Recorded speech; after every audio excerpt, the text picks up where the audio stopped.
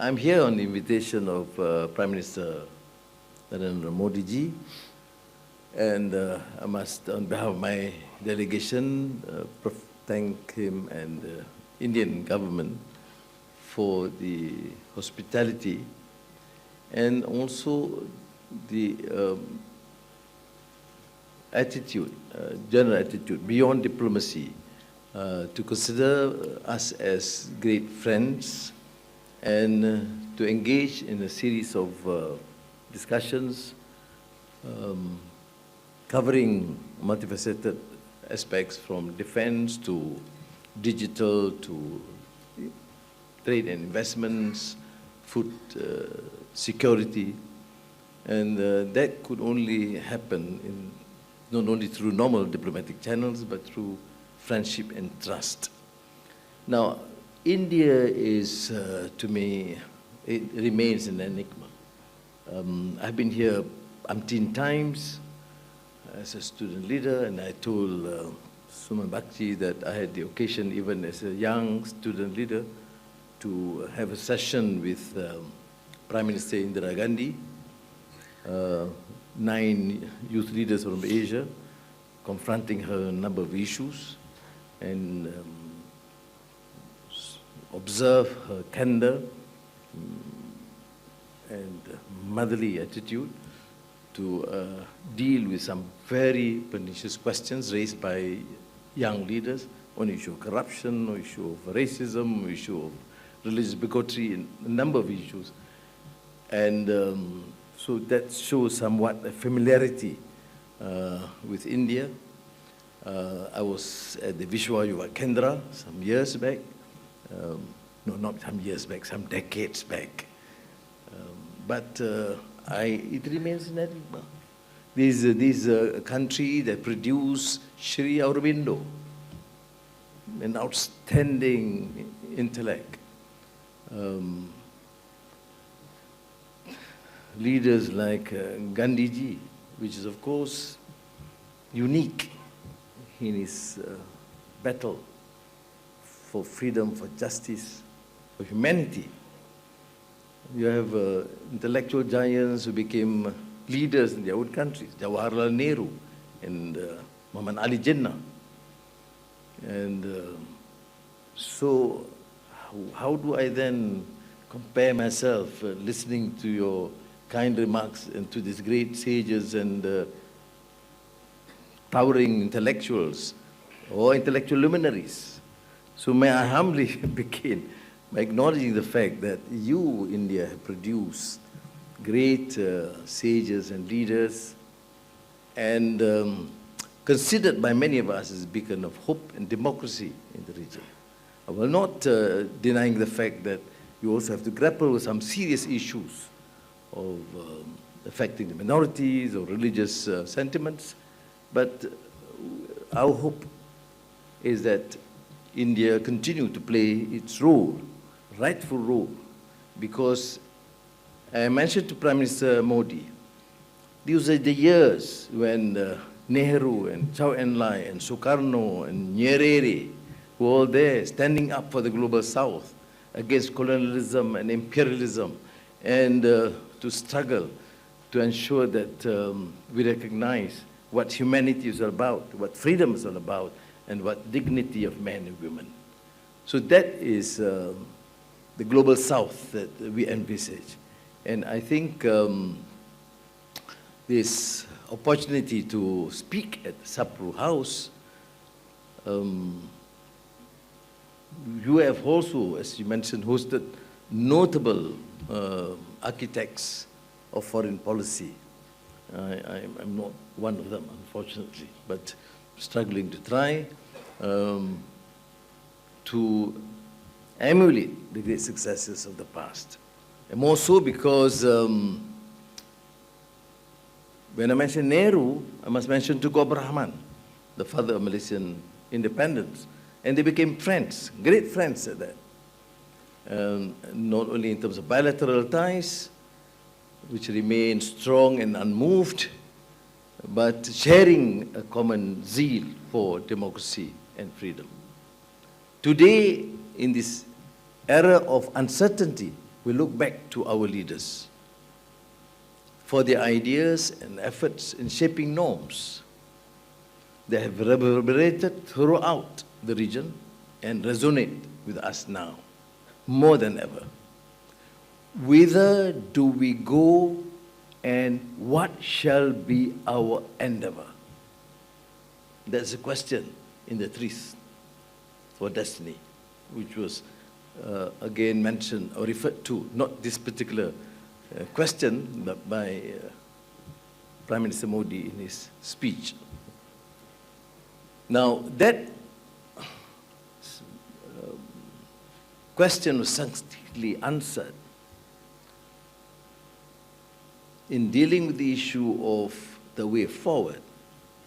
Nehru answered, to bring freedom and opportunity to the common man, to the peasants and workers of India, to fight and end poverty and ignorance and diseases, to build up a prosperous, democratic and progressive nation, and to create social, economic and political institutions which we will ensure justice and fullness of life to every man and woman. A very powerful, empathic message to India and democratic nations throughout the world. In a world fraught with challenges and uncertainties, it is an unwavering commitment to these principles that will guide us towards a brighter, more just tomorrow. The legacy of the Founding Fathers is not merely a testament to their time, but a timeless beacon, urging us to dream, to strive, and to forge ahead with undaunted courage and unshakable resolve. Excellencies, ladies and gentlemen, keeping the theme of my lecture in mind, let me begin with the assertion that the Global South represents the reclaiming of a voice that can no longer be ignored in the emerging international order. As a driver of global prosperity, the Global South totally accounts roughly 40% of world GDP and around 85% of the world's population. By 2030, 3 of the 4 largest economies will be from the Global South, one of them, of course, being India. Now, the resurgence of Global South narratives and the desire for greater participation in the international system has pushed regional powers to the forefront, with opportunities to exert agency and shape the discourse around what a Global South agenda should look like. Indeed, at this geopolitical juncture, where strategic uncertainties and anxieties are commonplace, anchoring ourselves to pushing a common collective good with level playing fields for all should be the ultimate goal of a Global South agenda. An empowered Global South, as I see, is inevitable. There are now real opportunities to push the envelope on addressing global challenges on terms that we can set in consultation with one another. And this, of course, on pressing issues that we all still finding our footing on: climate change, supply chain resilience, food security, and artificial intelligence governance. On the part of Malaysia, we believe that the rise of Global South unites us in all our diversity, differences, and discretions. The Global South, despite overwhelmingly negative connotations from detractors, is not meant to exclude the Global North. In fact, Global South mobilization is predicated on the acceptance of our growing agency and the desire to work together as equals within our complex strategic context. And to me, India has welcomed this reality with grace. For vision, and most importantly, a plan. India's excellent G20 chairmanship last year and the inaugural Voice of Global South Summit made it amply clear that India is prepared to shape the Global South agenda with its partners. In fact, Malaysia also shares the pride of the African Union's inclusion into the G20 and is deeply cognizant of the immense value these partners and regions bring to the table. While we have made significant strides in our bilateral cooperation, there's still much room for further strengthening. It was with that in mind that Prime Minister Modi and I earlier today agreed to elevate our ties to comprehensive strategic partnership. This will give due recognition to our shared priorities of connectivity, sustainable economic growth, green development, technological transformation, and delivery of public goods. As we look forward to closer ties between our two countries, it will do us good to take stock of the progress we have made in recent years, and nowhere is this more evident than in the realm of trade. Today, trade between Malaysia and India stands at $16.5 billion, expanding, bolstered by an impressive compounded annual growth rate of 8.5% in the last 2 decades, and more convincing in the last quarter. This growth trajectory is not just a statistic, but a testament to the deepening economic linkages facilitated by the framework such as the Malaysia-India Comprehensive Economic Cooperation Agreement and the ASEAN-India Free Trade Agreement. Moreover, the evolution of trade composing between our nations, trade composition between our nations, with our mirrors the broader economic transformations within Malaysia and India. 2 decades ago, palm oil and petroleum products dominated Malaysia's export to India, making up nearly 2/3 of the total. However, as Malaysia's economy has diversified, so too has our trade portfolio. Today, these primary commodities account for just 1/3 of exports to India, with electrical and electronic products becoming key export items.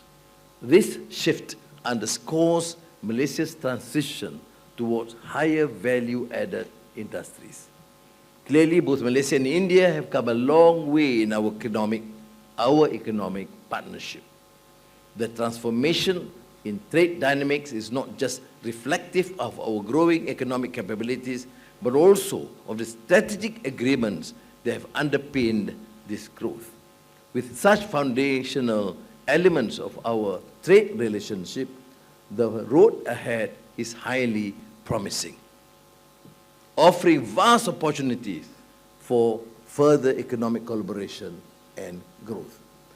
I do not exaggerate when I say that stronger Malaysia-India ties are consequential to a better connected global South. As one of the best connected Southeast Asian countries to India by air, Malaysia is strategically positioned to encourage seamless movement between our regions for business, education, and tourism. We must include tourism, otherwise the Minister of Tourism would object.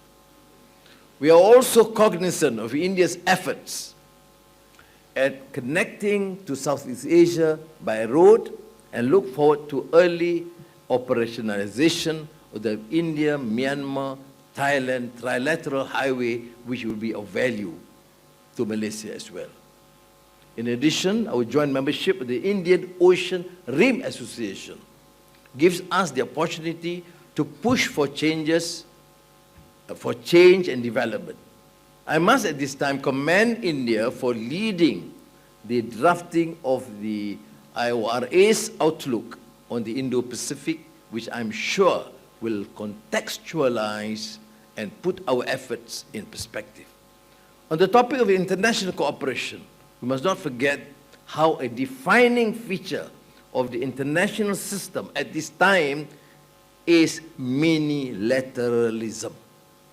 Malaysia believes that minilateral mechanisms ultimately work towards the delivery of public goods to benefit our people and raise the standards of living. In that vein, Malaysia will not shy away from exercising agency and participating in these arrangements as we see it. Our recent application to join BRICS is a fine example. By participating in BRICS, we aim to diversify our economic diplomacy efforts and enhance our collaboration with member countries through shared initiatives and strategic partnership. India's distinct and influential role within BRICS is of particular importance, as we recognize that our strong bilateral ties will add significant value to the dynamics of the grouping. We are confident that our entry into this group will not only strengthen our economic linkages with India, but also open new avenues for cooperation across a broader spectrum of industries and policy areas. Excellencies, friends and colleagues, let me now turn my attention to our regional and sub-regional mechanism, which will be instrumental in shaping the Global South agenda. As upcoming ASEAN chair, Malaysia will not only focus on the strengthening existing ASEAN mechanisms and institutions and making them fit for the purpose, but also find synergies with other frameworks that are crucial for regional development and prosperity. In this context, India, as one of ASEAN's long-standing dialogue partners, plays a pivotal role. The ASEAN-India partnership has been instrumental in fostering economic growth, security cooperation, and cultural exchange across the region. We see great potential in deepening this collaboration, particularly as we seek to align ASEAN's priorities with broader initiatives that support the Global South. By working closely with India and other dialogue partners, we can ensure that ASEAN remains at the forefront of regional integration and continue to be a driving force for sustainable development in the region. Our centrality is pivotal because we can now engage with India, with China, with the United States and Europe that will strengthen not only ASEAN, but the trading, investments, and diplomatic skills and also engagements with other parts of the world. Now, secondly, enhanced engagement between ASEAN and the Bay of Bengal initiative for multi-sectoral technical and economic cooperation will not only connect our regions, but shed light on challenges, needs, and priorities which are not always considered mainstream.